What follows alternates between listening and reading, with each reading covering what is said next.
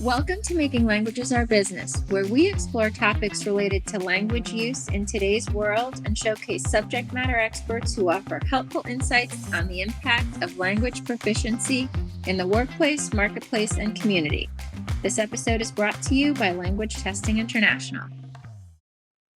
Hi, I'm Lisa March, and in this episode, we'll be talking about language proficiency for career advancement in the workplace.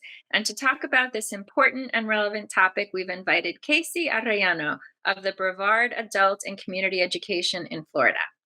Casey's been in education since 2009, and she began working with adult education programs in August of 2017.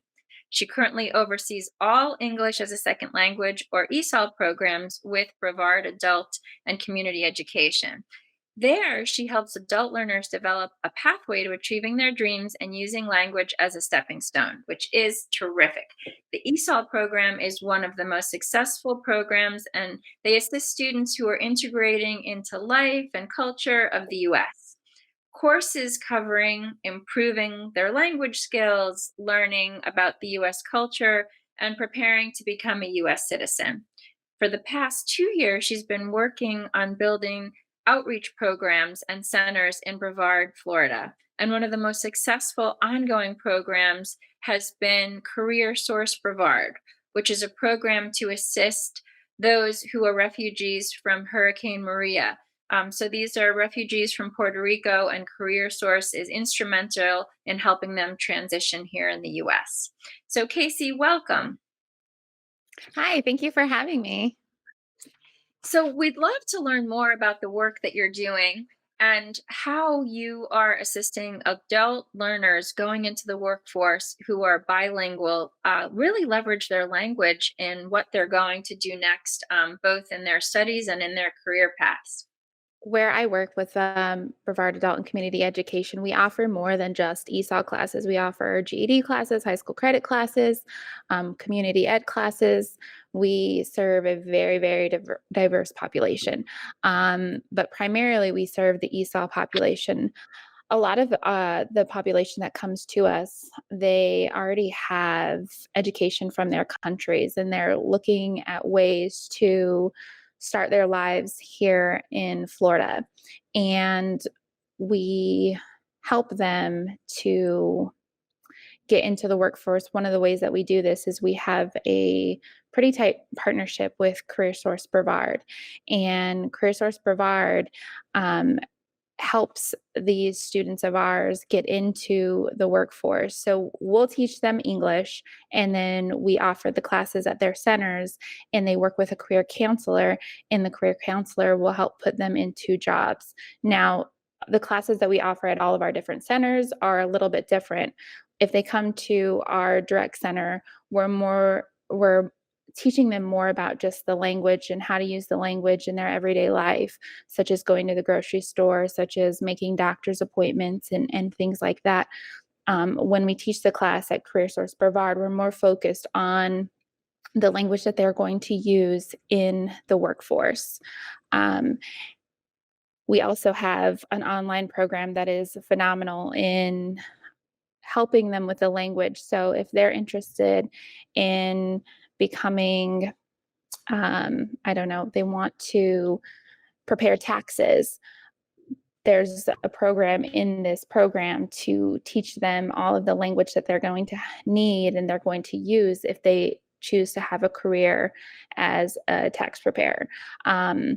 So we found, though, during the pandemic, one of the great things about all of the e-learning is a lot of our English as a second language population, they have a lot of different barriers, such as childcare. They don't have a ride to classes, so it's great that we can do online classes, help them in helping themselves. Yeah, I mean, I would imagine that all of those things that someone who's been here their whole life takes for granted, you're really not only teaching them language skills, but life skills, right? And so, if you could tell me a little bit, do most of the people who work at your education center, are they bilingual? Are they mostly English speakers? And how important is it for them to be able to relate to the students that they're teaching? I have about 27 ESOL teachers that work underneath me, and they're all different. There are some that do speak other languages, and there are some that are predominantly they only speak English. I myself only speak English, and I find it really hard to communicate sometimes.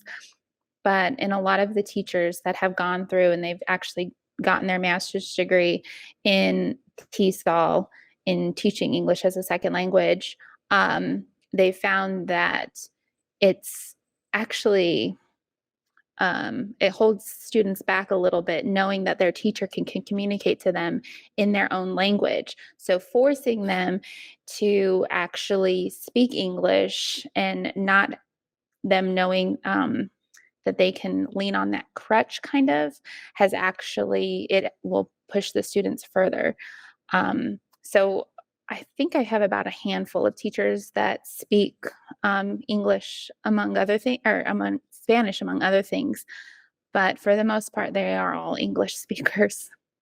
No, that's great. And it's interesting. Our company Language Testing International does quite a bit of education in the K-12 system, both public and private. And one of the things that we always tell teachers is um, always speak in the target language, right? Don't make sure that it's even, American children learning Spanish, that you only speak in Spanish, and it should be 95% of the time. So I totally understand that the fact that your teachers speak maybe English only is probably a good thing, right? Your students know that they've got to muscle through and practice their language skills if they want to be understood. So yeah, that was more a curiosity question. One of the things that I'm wondering too is you really do great work in terms of helping adults enter the workforce with language skills and US cultural competency. Do you feel that there's certain industries that are able to really capitalize on the students that graduate from your programs? Like, are there any service industries that you find are in great need of, folks, maybe even because if they're graduating, we can assume that they've got Spanish as maybe their first language, and now they graduate from your programs and they're bilingual, or they could be potentially certified as bilingual. Are they getting jobs where they are able to use both languages in some cases? I think them having both languages in our areas especially is huge, because, 2 years ago when we had Hurricane Maria, we had a huge influx of Spanish speakers coming here from Puerto Rico. Um, and when that happened, it boomed in our school district. We had, these schools that only had 20 students that were ESOL go to 150 students that were ESOL, which brought in their parents, which so we've really been trying to focus on careers that have a high interaction with um, bilinguals, such as call centers, or even just um, some different smaller jobs. I know a lot of one of the programs that we're running is through an elementary school, and we're bringing in the parents, and we're teaching the parents while the students are in school during the day.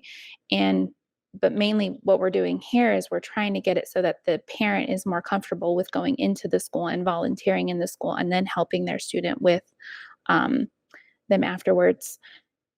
So we don't follow up on that job portion as much afterwards as much as we should, but that's something that we're trying to work on.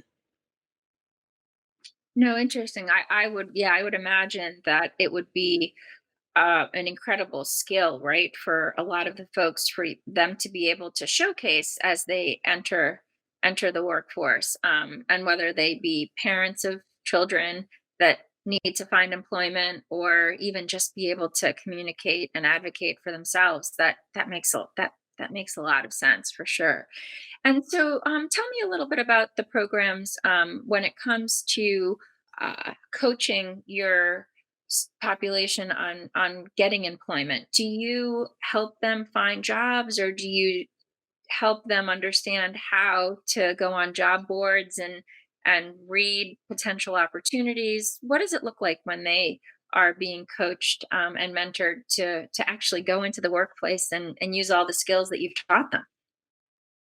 So this is one of the portions where we work really well with CareerSource Brevard. We actually would bring in the past, we would bring in career counselors, and these career counselors would help our students write resumes. And then we also have a career coach here, and she would work with the students once a week. And they go on and they use something called Employ Florida. And in Employ Florida, they're able to look at different job postings and to send in their resumes that they've written with these career coaches into these jobs.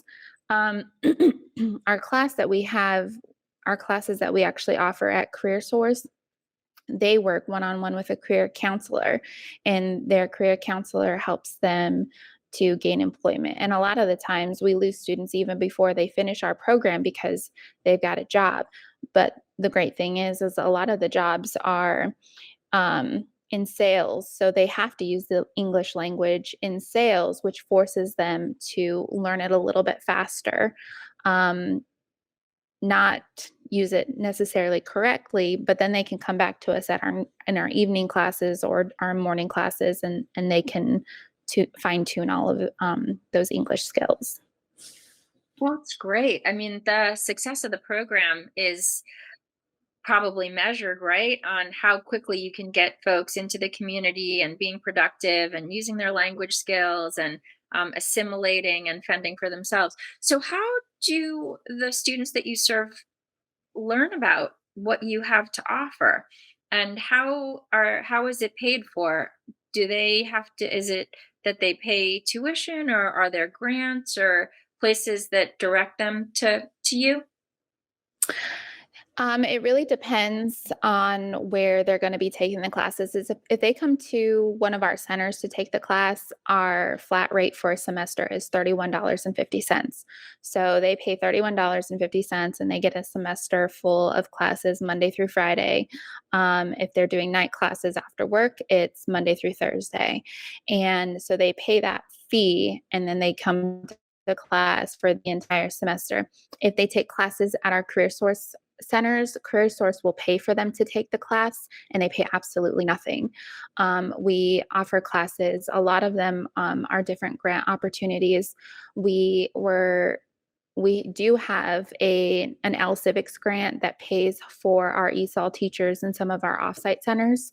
So we were in the process of last semester, we had two elementary schools where we had evening classes for the parents, or we had classes during the day for the parents to come learn English. And those classes we paid for the teacher, but the elementary schools paid for the student fees. We're also in the process of starting classes at some of our different outreach centers. And one of the centers that we're trying to target right now is a grocery store. They have three different grocery stores in our county, but their staff, most of them speak Spanish, and trying to push their staff is offering English classes at night at one of their warehouses. So they pay the students' fees, and then we pay for the teacher through a grant. So you do quite a bit of community outreach even to prospective employers.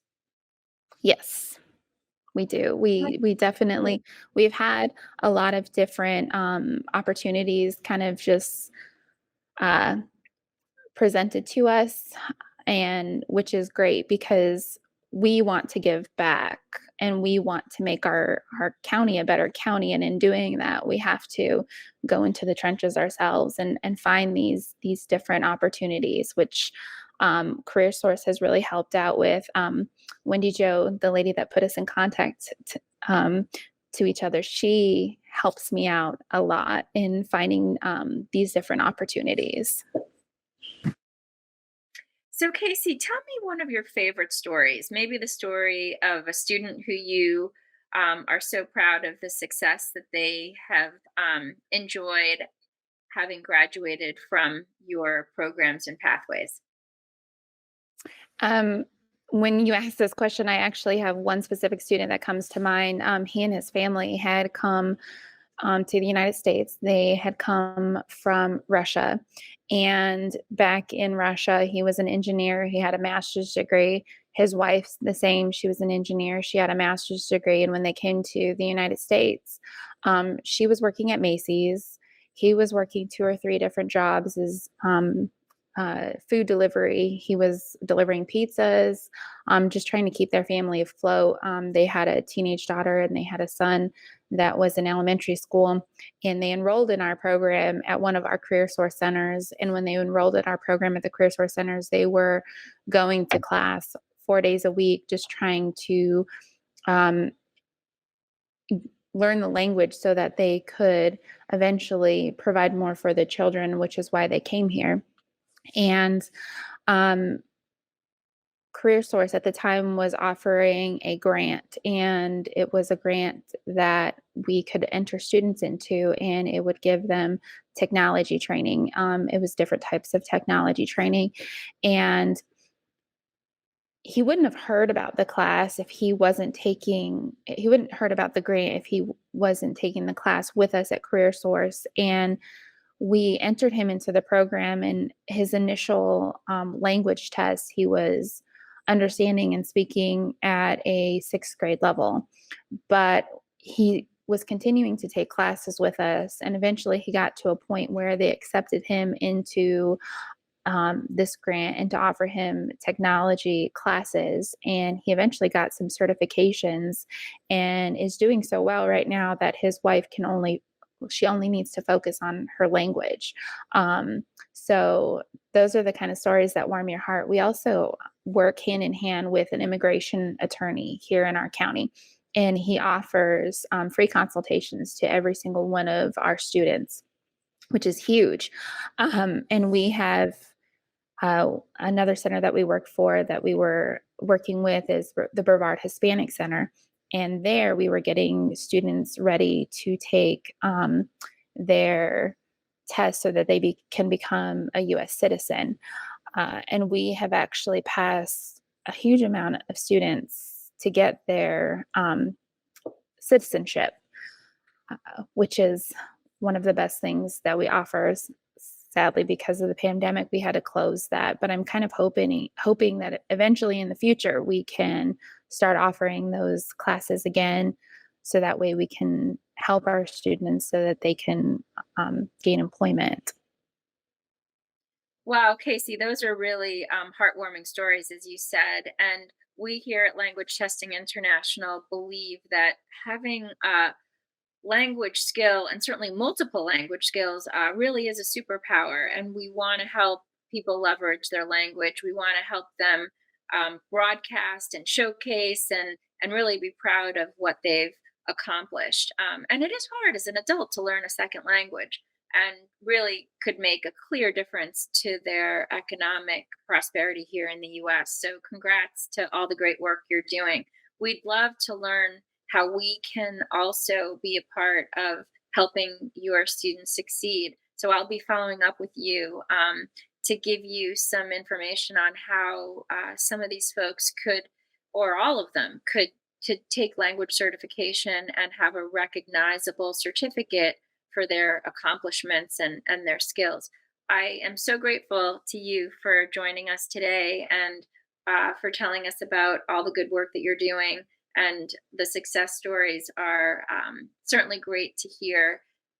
We wish you lots of luck as you continue to do work in the community, and hope that we get a chance to speak to you again. Maybe even have one of the students who has gone through your programs be a guest on our show. We would love to hear what it was like for them. So thank you. Thank you so much for having me. We hope you enjoyed this episode of Making Languages Our Business. If you have any questions or need additional information regarding how to assess your personal level of language proficiency or the language skills of your employees, visit our website at languagetesting.com. Thanks for joining us.